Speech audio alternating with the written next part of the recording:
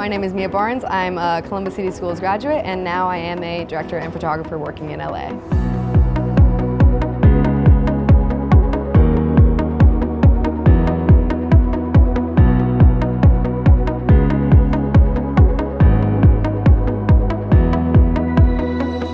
So it's funny, I wanted to be a director when I was like really young, and then I was like, I got a camera in my hands and I was like, I'm gonna be the best photographer in the entire world. That was the dream, and it still is in a way, but I went to college and I got this internship with a music video director, and I never stopped wanting to direct, but it just wasn't the path for that moment, and then it kind of became the path again. Because for me, it's not really about whether it's directing or whether it's photography, it's about whether I'm being an artist, you know what I mean? So now that I have had success in directing, it's been what I do more often, but in the same breath, I hope to keep balancing that throughout my life. I just did a magazine cover for the first time, so I'm hoping that I do more of that and just not think of myself as one thing.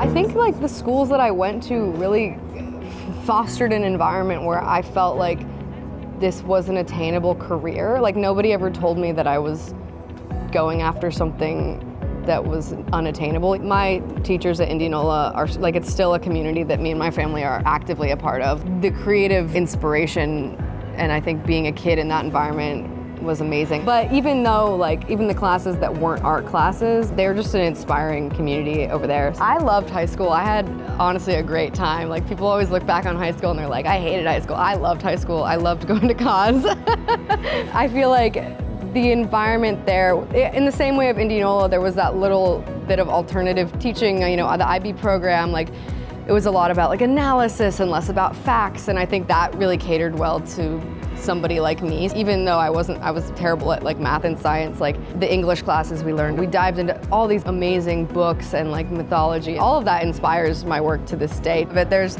the writing and the pitching days where I'm at my house, locked in, writing music videos or commercials, concepting mood boards. And those are kind of the days where I'm working on the vision for our project. And then there's of course like the on-set days where I'm actively shooting or actively directing. It is hard thing to become successful at, but nobody was ever like, oh, you should stick to business or finance or whatever. Everyone was extremely supportive, from my parents and my peers to my teachers. I don't feel like I ever had a moment where someone was like, you should think twice about this. And I think that is part of the reason why I didn't doubt that it was gonna work.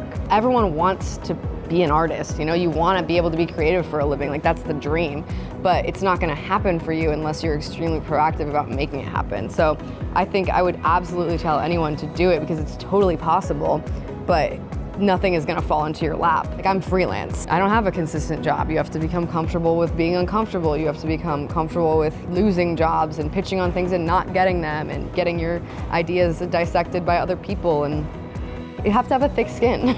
But if you do, it's ultimately worth it because I feel like I have my dream job, which is all I can ask for, so.